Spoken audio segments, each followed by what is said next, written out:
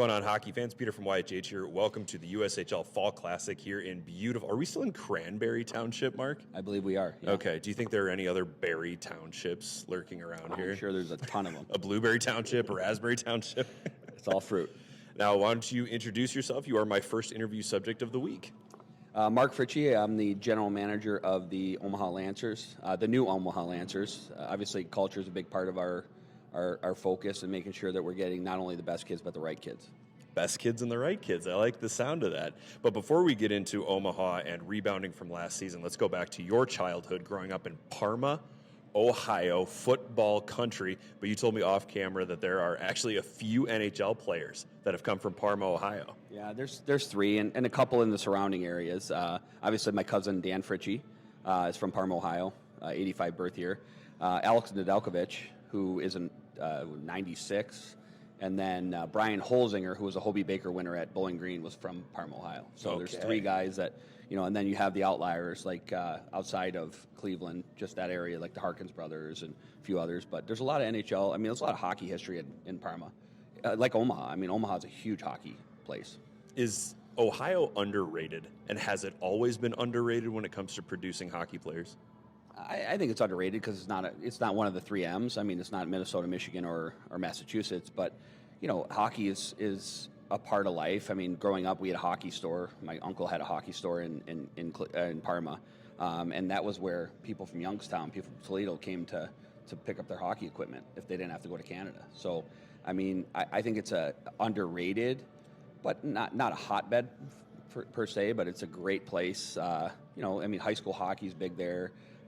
And then hockey's grown exponentially, with the global family and, in our family as well. Like we've been able to produce some good hockey players, guys that have played college. I mean, I've had a plethora of kids that have played college hockey from the Barons program when I worked there. So growing up in Parma, where did you even play? Did you just play locally and then for the high school team and then in the NOL for Cleveland Barons? Or did you play for a Tier 1 AAA travel team? So back then it was different. Like everything was Tier 2 technically. And then we had the Cleveland Americans, which were technically the first step to Tier 1. But growing up, hockey was just what we did. We went to the rink in the morning, went to school, and then, I mean, no different than the kids do today. We just had more access to it because of, our parents, that's what they lived, breathed, and ate. So it was just something we did. Parma Flyers, like that program that plays out of, it's the Reese rink now, which is, he was one of the mayors that passed away early. But then that's where we went. And it was just something, it was part of our culture and how we lived. I mean, we played all sports when we were kids, so we just didn't play hockey. And you avoided football. Actually, no, you told me you did play football. No, my dad was a football guy, so I actually had to play football, and I got my head beat in for a long time, but it was great. It was, part of building my, prowess to play a game that I loved, and which was hockey. Well, you can't even tell. There are no dents on your head. So you might have gotten it beaten in, but it still looks great, Mark. It still looks great. They're there. Playing for the Cleveland Barons in the North American Hockey League in the early 90s, even showing up to the Robertson Cup in the year of our Lord 2025, it's a bit Wild West. It's a bit rowdy. It's a bit glass banging and vuvuzelas and cowbells. What was it like in the early 90s? So our league was different then. We played very closely. Like the teams in our league were Indy and Niagara, and you had the Sioux was in our league. Like a little more regional. It was just closer. So our longest trip was the Sioux. We had 4 hours to Buffalo to play Niagara. Chris Hicks was a coach. Like it was a different world. It was way more physical, I could tell you that. Okay. Like it was just, we were in it, and it was tough. And every day, you play CompuWare, you go in there, or you play Kalamazoo or whoever. You knew you were in for something. Right? Every game was tough. How many fights? There was a lot. For you personally? Oh yeah, I just stayed out of that stuff. I tried to score. I didn't really try to fight, but if I had to, it was tough and it was fun. But like my best friend growing up was Brad Holzinger, Brian's brother, and we played online together. And I mean, we got into some with some guys that were some bad dudes, not fun to play against. I can tell you that. Some guys with prison tats, and I don't know about that, but they're good guys today, probably, and Oh yeah. But it was a different world when we played. taking the bus everywhere, I'm assuming. Yeah, always a bus. You know, the Goebel family owned the bus line, so we drove on a bus and we traveled first class when I was in Cleveland. It was great. That's so cool to know, because Ohio, to me, some kids during the summer will pop up and they're super skilled, but I don't know what their name is, and I ask around, what's their story? Oh, they're from Cuyahoga, or they're from Sandusky, or they're from Columbus. And how big of an impact do you think the Blue Jackets have had on the growth in Ohio? A huge impact, and I don't want to name drop a bunch of people, but please name drop away. Eddie Ginger has done an incredible job. He's the hockey director, president of the Junior Blue Jackets down there. The Goebel family actually put a USHL team there for a short time in Columbus, so I think that helped the growth of hockey in Columbus. But when I was working for that program in Cleveland, the biggest, like, Columbus wasn't even existent. Like, they had no like market share. And then I think Ed Ginger was a big part of, he was the GM in Dayton for the Bombers, but he had a big part of growing that program and growing Columbus hockey. And now they've become a staple. I mean, they've done a good job of really building a program. And then Tommy Goebel Jr. is a really, really good hockey player. Played at Ohio State and Michigan State, and he's now running the program for his family in Cleveland. So I think they've done a really good job of rebuilding the Cleveland market as well.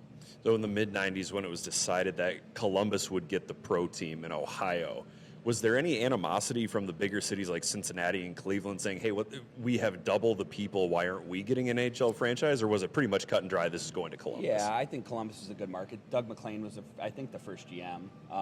Media-friendly GM, too. Very good, and a great guy. And my cousin Danny played for them. But I thought he did a good job of marketing it to the Columbus people. And, Columbus is a good fit. I mean, Cleveland has 3 really big sports teams. I mean, Cleveland people are football people. You said it earlier. So I think with football, you live in Cleveland, that's what you do. I'm a Browns fan to this day, and I'm sorry. It's hard. It's sometimes it's tough, but we have had a lot of quarterbacks and a lot of people run through there, but still Browns and Indians are the, and I say Indians, but the Guardians, whatever they are now. But I'm a fan. I always will be a fan of those teams. So. All right, you played 2 years at SUNY Plattsburgh, and then 142 games in Switzerland. College hockey, the 2 years there, did you have the opportunity to play for 4? Did you get your degree and then go to Switzerland? What went on at SUNY? So, no, I actually was in Switzerland before I went to Plattsburgh, ironically, which is not the norm. No, it's not. I might have to check your league prospects again. I'm a Swiss-American, so my opportunity to go to Switzerland at a young age was there, so I did. And I struggled. It was struggle bus for a year. I came back and to play junior hockey to kind of build my,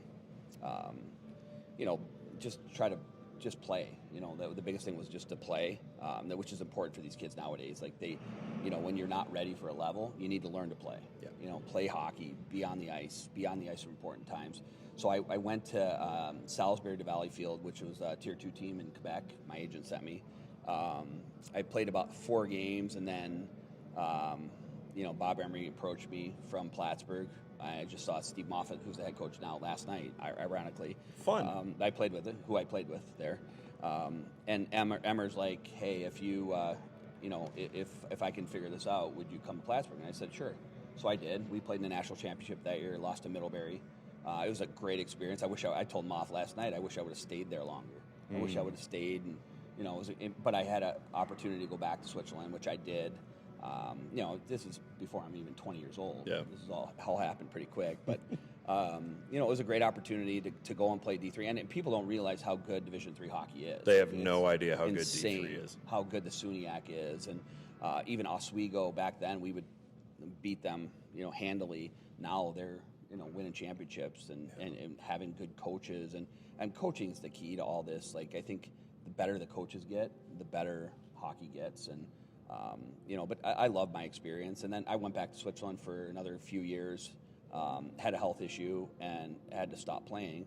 And then I jumped right into coaching. So it was a kind of quick transition for me at a young age with kids and stuff to have to just transition to do something else. But I love coaching. I'm passionate about it, passionate about the game of hockey. And I think, growing up where I did, my uncles, my dad, my family, just they embodied that. That's what they did, Did you feel like you had unfinished business in Switzerland? I think I could have gone back after my surgery. I could have probably gone back and played. Okay. I wasn't certain about the thing that I had, and a heart issue, obviously.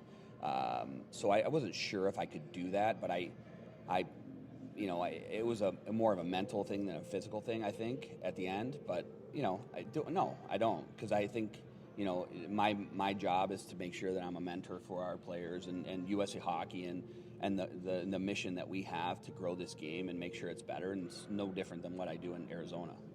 So from what I'm hearing, it wasn't as hard as one might assume to find players for your 14U, 16U, 18U Cleveland Barons team.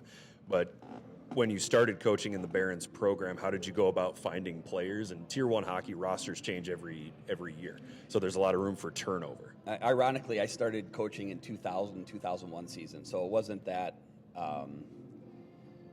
that hard back then. You had kids that were motivated and wanted to play hockey, and just tough kids from Cleveland, Ohio.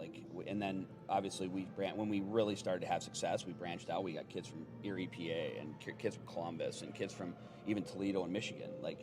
But I mean, hockey's different now. Obviously, everybody jumps. Everybody's on 7 different teams in 4 years. It's different. And again, the only message I have for that is, back in the day, kids were having success. Guys like Jake Cepas, who played for me, and certain guys like that. He'll love hearing that. Yeah, he was in the rink every day of his life. It was part of his life, and he was an unbelievable human being. And he was raised by a very stern and good family. But that kid lived hockey, breathed hockey, and that's what you looked for in players. And I still, to this day, look for guys that are just, they want to do this for a life, and this is what they do, and this is who they are. And obviously Jake's not playing hockey anymore, but he's one of those kids I use as an example. He did every day. That's all he cared about was shooting pucks or stick handling or doing. It's so important, to the culture of the game. My one guy who I worked out with in high school, he told me that, and he played at Ferris State in the early 2000s, and he said the one thing that separates the truly great hockey players from the rest of you guys, and some of it's biological, some guys are big, some guys are faster, some guys are just more talented, it's the guys who at 9:30 p.m. on a Tuesday night call 10 of their buddies and say, hey, I got ice. The guy's going to let us into the rink. Do you guys want to come? And the guys that show up to those skates are the ones who are going to play forever, because they can't not play. Yeah. And for the majority of us, it's, I play hockey for fun, but for some guys, it is bone deep. Yeah, there's no fun about playing hockey. It's hard work, and if you're going to do it, you're going to do it. You're all in. You're 2 feet in, and it's hard. Well, now that I know that Cepas comes from a stern family, he's coached in our Bantam Elite League and our Prep Elite League for a few years, and we were reminiscing one night. During Bantam Elite, we all stay at the same hotel in St. Cloud, and I managed to find myself in an argument with Cepas over if college hockey was better when he played or at the current level. And it might have been 1 or 2 in the morning, and there's just a group of 12 of us sitting in a hallway at a Kelly Inn going back and forth. No, it's better now. The kids are more skilled. And he says, no, they were tougher when I played. So that makes a lot of sense that he comes from a stern family. And his dad, Ed, was a good friend of mine. He still is. I mean, they're just a good family. They're good, wholesome, honest family. And, they worked hard to make sure their kids can have the better things. And salt of the earth people. Jake was one of those kids. I mean, he's one of my favorite players, to this day. He was, I call him a rat dog from Cleveland. That's what he was, That's what he was. He was a great kid, but a great hockey player. And sometimes the message didn't get through, but he figured it out eventually because he was smart enough in the game. And, went to Bowling Green, went to Minnesota. I mean, I think he led that team in scoring, if I'm not mistaken. A bunch of NHL draft. He's big, close, whatever. But that's just who he was. He did it in the USHL. He did it in college hockey. And, that team, he's just one of those kids for me. As much as I love Cepas, let's get back to you for a second. You go from what I would consider a non-traditional hockey market in Cleveland to another non-traditional hockey market in Arizona. Considering you went from Cleveland to Arizona, could you even function in Toronto? Could you do Toronto? Yeah, 100% I could do it. I think we're all kind of molded the same way. I mean, we're just trying. The growth of the game is the most important. I think it's important for us to as hockey people. I mean, I work all the national camps, and I do regional Team camps. Kelly Green. Yeah, it's Kelly Green, Columbia Blue. I don't even know. This year was orange, ironically. In both the camps I worked one in Colorado as well, but I think they did that on purpose. But I think it's important, just the growth of the game, and especially in a place like Arizona, like. There's a lot of good players. I mean, Matthew Nyes came out of there. Josh Doan came out of there. Those are both 02 birth years. They're really, really good hockey players, and they stayed there, And before, players jumped ship and went to other markets. I sit on the state board in Arizona, and I think it's so important for that. Like, that mission is to grow hockey and continue to grow now that the NHL team's gone. It's tough when you lose players, like because it kills your market. But I think the continuation is growing not only player pool but goaltending. Like, that's a big one. I think there's a lot of missions that we need to continue to work at from a USA Hockey perspective. And hoping that those youth teams in Arizona aren't tempted to go to California or Colorado or Utah to find a goalie or find a play or New Jersey. Whatever. I mean. Wherever they go, Michigan. You find a disgruntled Rocket or a disgruntled Colonial and say, hey, do you want to come play in the sunshine and wear flip-flops to the rink? It's very tempting for a lot of families, but Absolutely. At the end of the day, we've had some great coaches. Like when I was working for the Coyotes, NHL guys that have played a long time. Dallas Drake's one of them. Dallas Drake coached for us and coached a team that wasn't his. Like his kid didn't play on it. Like good human beings that help grow the game and just want to be a part of something. And we've had a ton of them. Shane Doan coached in our program, and we've had such good guys that were there for the right reasons, which is so important. I think it's not about monetary value. It's about a more of a cultural value and making sure that they're giving the right information to the players that are coming up. Do you think if Shane Doan ran for governor of the state of Arizona tomorrow, would he win, and if he would, by how much? I don't know about politics. I don't know how that works, honestly. But I told you there wouldn't be any gotchas, and then I got you. I will tell you, Donor is one of the best human beings you'll ever meet. Okay. He is just a good human being.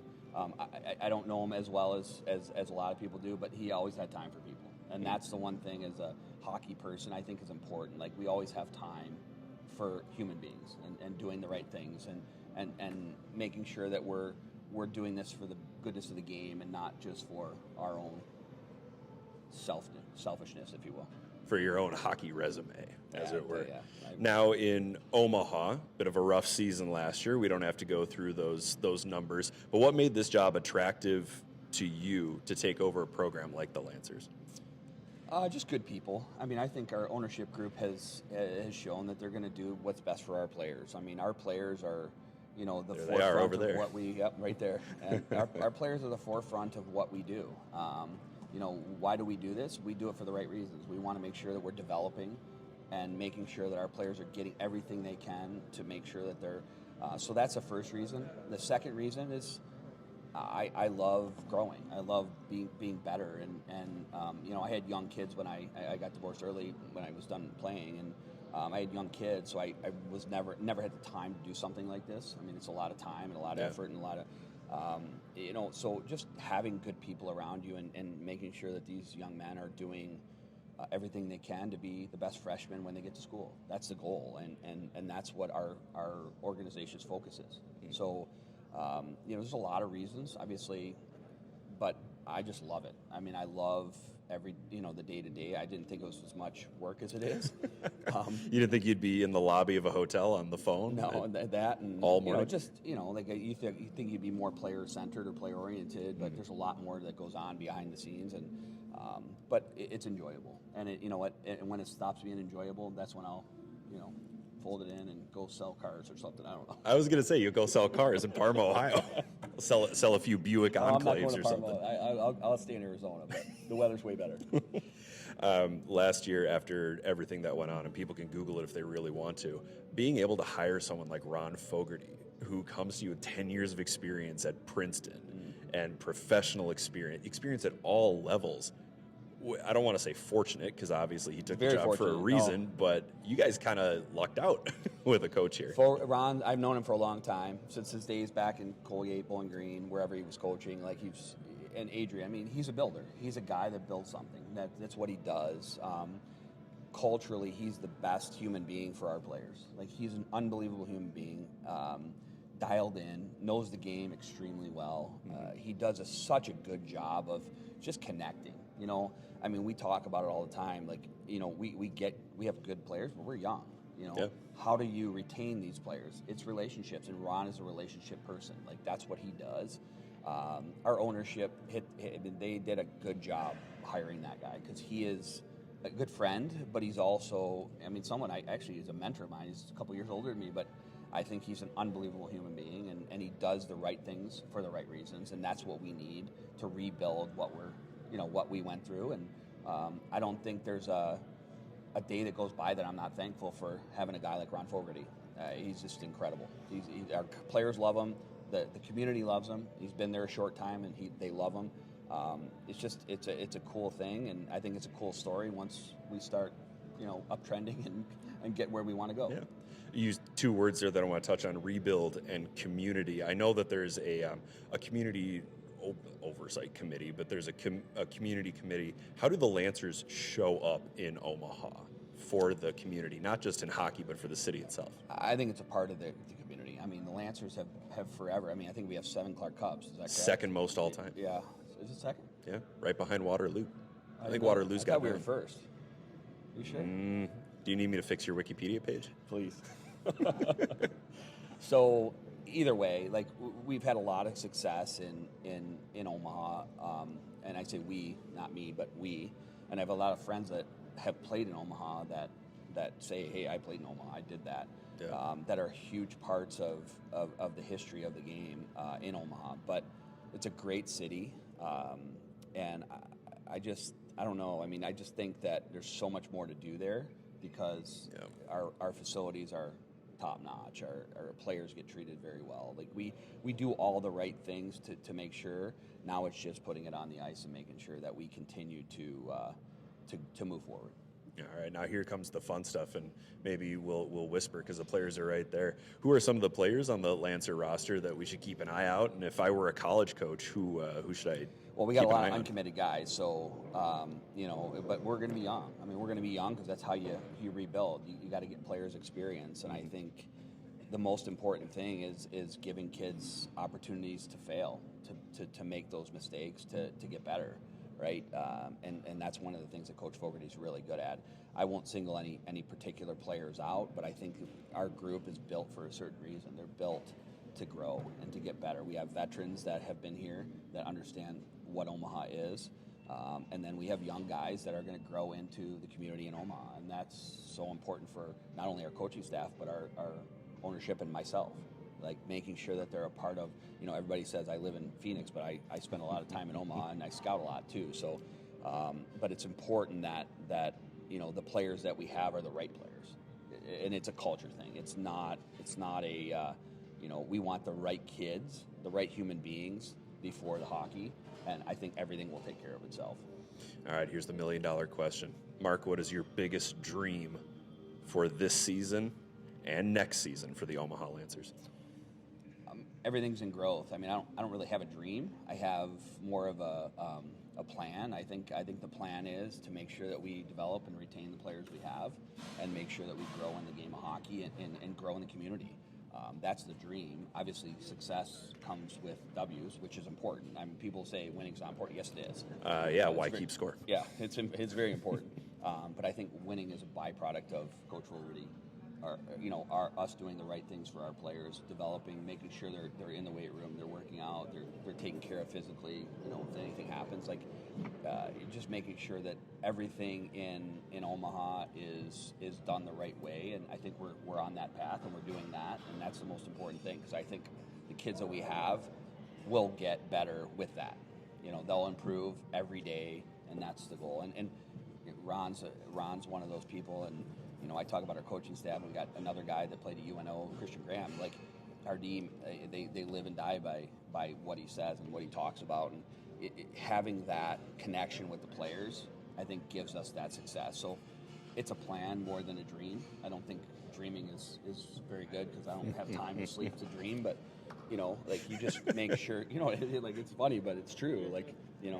Working. You just work all day to try to make sure that every day we get better. Yeah. And every day you get Olive Garden delivered to the team. They look like a hungry group. Mark, thanks so much for sitting down with me. I'm sure I've taken up far too much of your time. I'll let you enjoy some pasta and breadsticks. Yeah.